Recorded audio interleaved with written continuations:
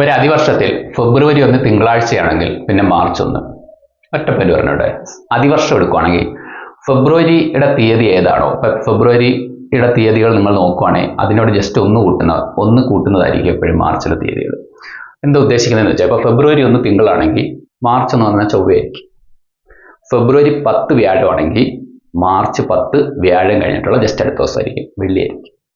അതായത് ഫെബ്രുവരി 1 ഇവിടെ തിങ്കളാണെങ്കിൽ മാർച്ച് 1 തിങ്കൾ കഴിഞ്ഞിട്ടുള്ള ചൊവ്വയായിരിക്കും. ഒരു പോയിന്റ് കൂടെ ഓർക്കുക, നിങ്ങളൊരു സാധാരണ വർഷം എടുക്കുന്നെങ്കിൽ ഫെബ്രുവരിയിലെ അതേ തീയതി തന്നെ ആയിരിക്കും മാർച്ചിന്.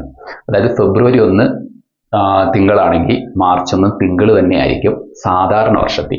പക്ഷെ അതിവർഷത്തിൽ AC ജസ്റ്റ് ഒന്നങ്ങ് അപ്പുറത്തോട്ട് കൂടും, അത്രയേ ഉള്ളൂ. ഓക്കെ, അപ്പോൾ ഫെബ്രുവരി 1 തിങ്കളാണെങ്കിൽ മാർച്ച് 1 ഏത് ദിവസമായിരിക്കും? തൊട്ടടുത്ത ദിവസം, അതിവർഷം ആയതുകൊണ്ട് ചൊവ്വയായിരിക്കും. സിമ്പിൾ ആയിട്ട് ഇത് അറിയാമെങ്കിൽ നമുക്ക് ഉത്തരം എഴുതിയിട്ടങ്ങ് പോകാം.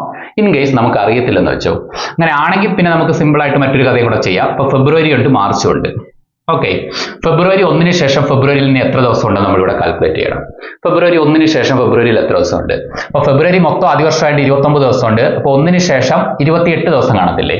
ഓക്കെ, അപ്പോൾ ഫെബ്രുവരിയിൽ 28 ദിവസം. നമുക്ക് മാർച്ച് 1 വരെയാണ് വേണ്ടുന്നത്. അപ്പം മാർച്ച് 1 ഒരു ദിവസം. അതായത് ഫെബ്രുവരി 1 ശേഷം മാർച്ച് 1 വരെ എത്ര ദിവസം ഉണ്ടെന്ന് ടോട്ടലി കാൽക്കുലേറ്റ് ചെയ്യുന്നത്. അപ്പം നമുക്ക് കിട്ടുന്നു 29 എന്ന്. ശരിയല്ലേ? ഇനി 29ന്റെ ഓഡ് ഡേയ്സ് എടുക്കുന്നു. 29ന്റെ ഓഡ് ഡേയ്സ് നിങ്ങൾക്ക് മനസ്സിൽ ചെയ്യാവുന്നതേ ഉള്ളൂ. എന്നാൽ ഓഡ് ഡേയ്സ് എന്ന് പറഞ്ഞാൽ ഇതിനെ മൊത്തം 7 ദിവസമുള്ള 7 കൊണ്ട് ഹരിച്ച് ശിഷ്ടം എടുക്കുന്നു, അത്രയേ ഉള്ളൂ. അതായത് ഈ കൂട്ടി കിട്ടുന്നതിനെ 7 കൊണ്ട് ഹരിച്ച് ശിഷ്ടം എടുക്കുന്നത്. 7 4 28, ബാക്കി 1. ഈ 1 എടുത്ത് നമ്മുടെ തിങ്കളിനോടൊപ്പം കൂട്ടിയ ഉത്തരം, അതായത് തിങ്കൾ +1 എന്തുവാ? ചൊവ്വ. ഇതായിരിക്കും ഇതിന്റെ ഉത്തരം.